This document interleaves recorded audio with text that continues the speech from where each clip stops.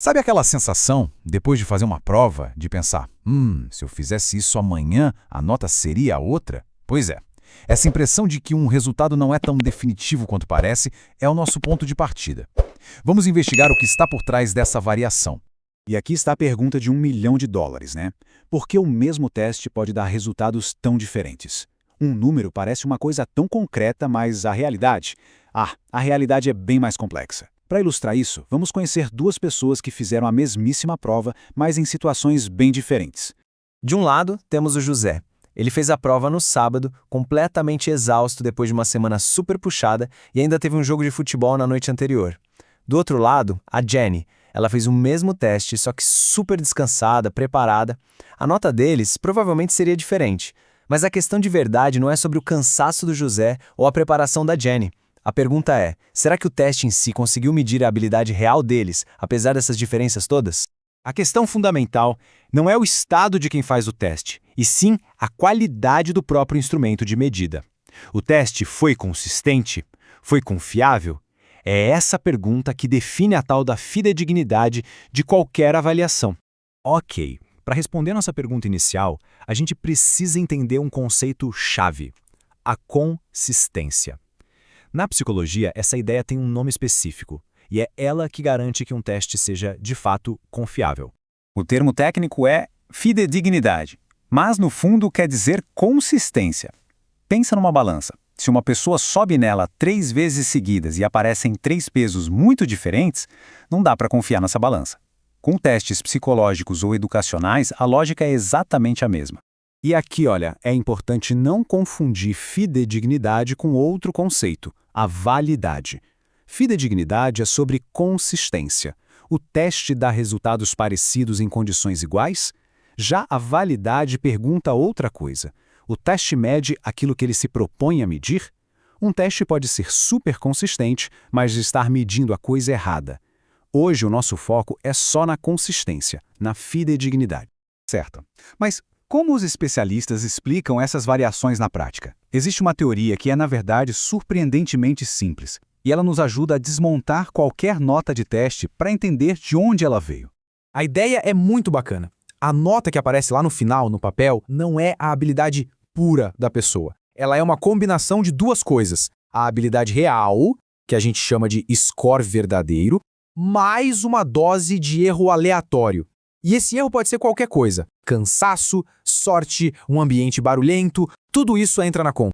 Esse diagrama aqui mostra isso de um jeito bem visual. A pontuação final que a gente vê é o círculo de fora. Dentro dele tem o score verdadeiro e o erro. Na situação A, o erro é pequenininho. Isso é um teste fidedigno. Já na situação B, o erro é enorme, domina o resultado, o que torna o teste pouco confiável.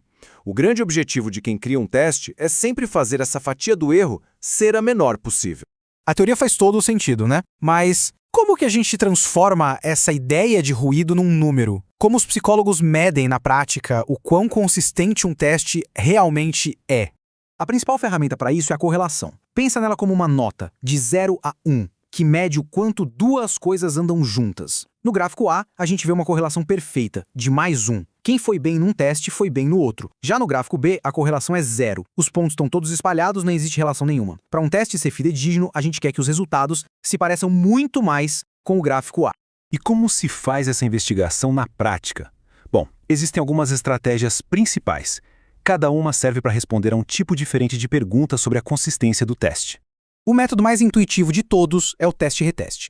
É exatamente o que o nome sugere. Um grupo faz um teste, passa um tempo, e esse mesmo grupo faz o mesmo teste de novo. Se o teste for fidedigno, quem pontuou alto da primeira vez tende a pontuar alto de novo, e vice-versa.